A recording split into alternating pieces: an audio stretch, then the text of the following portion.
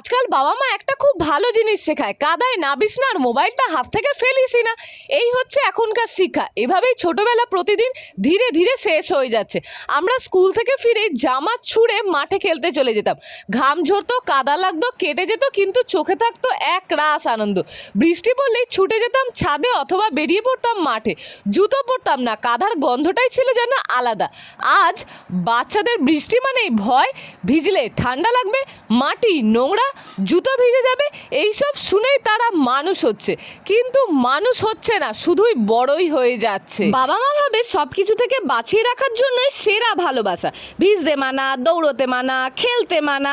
তারা ভাবে সুরক্ষা দিচ্ছি, কিন্তু সেই সুরক্ষা যদি একটা শিশুকে তার হাসির কারণগুলো থেকেই দূরে সরিয়ে দেয়, সেই সুরক্ষা যদি কেবল মোবাইল স্ক্রিন আর চার দেওয়ালের মধ্যেই আটকে রাখে, তাহলে প্রশ্ন হলো আমরা কি দিচ্ছি ওদের? একটা স্মার্টফোন, একটা ভালো স্কুল আর একটা ঘরবন্দি শৈশব। আমি অনেক দিন পর আবার পার্কে গেলাম।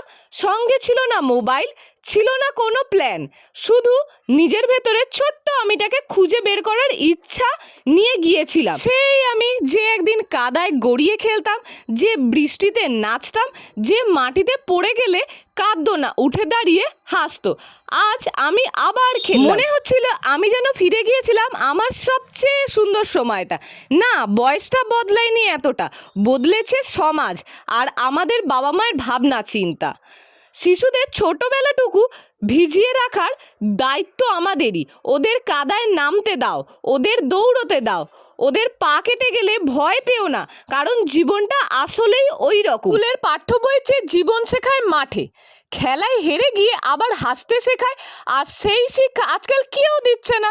তাই শুরু করলাম নিজের ছোটবেলাকে ফিরিয়ে এনে, কারণ আমি বিশ্বাস করি মাটির গন্ধ আর বৃষ্টির জল একটা শিশুকে বড় করে তোলে আর একটা মানুষকে আবার বাঁচিয়ে তোলে।